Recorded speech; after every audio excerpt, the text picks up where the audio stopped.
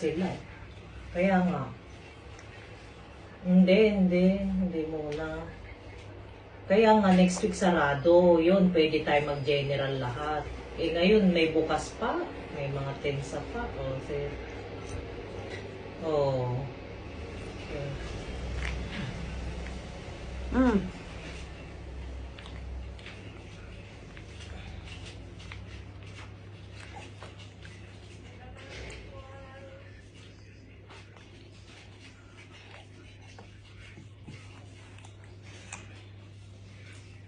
This is your lunch, okay?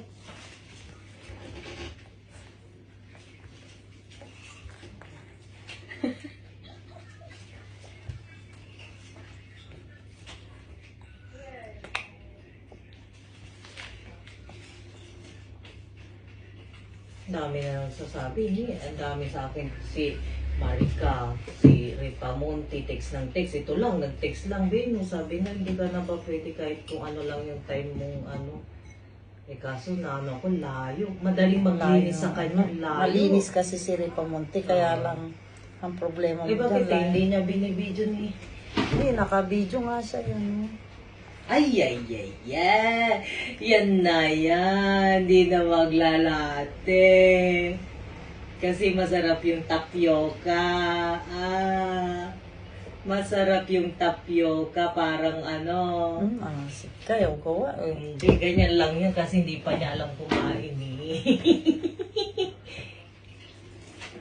Kasi maraming nagtatanong sa akin. Ito nga si Dr. Reza din. Sabi ni Ricky, 2 floor. Ang bahay niya yung ano, yung may asinsory sa loob ng bahay. Paglabas mo, bahay na niya.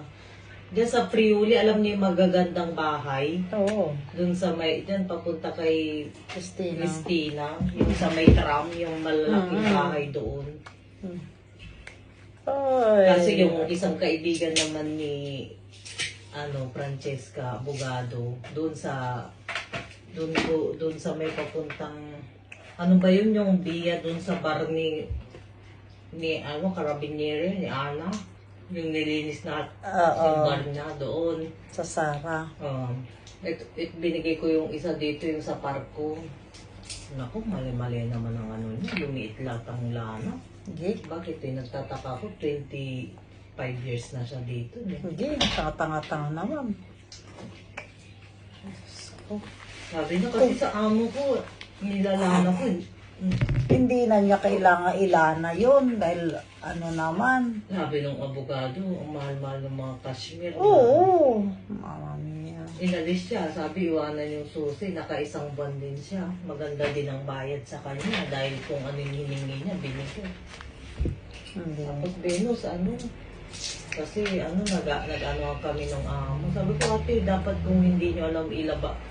Tapos pag maglalaba kayo ng lana, alisin niyo yung centrifuga. Sabi na siguro sa daming kalat, hindi ko na, pero dapat alam mo kasi 25 years ka na. Madali mo nang i-adjust yung mga ganyan lang. Kaya nga. Tsaka kung sabi mo, doktore, daling ko sa tintoriya, di sabihin mo na lang. Wala akong tempo dahil may marami akong gagawin. Hindi, tapos dapat alam mo yun na pag sabi ko pwedeng ilaba, parang ako kanila Alessandra, nilalaba ko rin pero naalis ko lahat ng centrifuga. Tsaka pati yung temperatura niya, konti lang. Konti lang. Ganyan yan kasi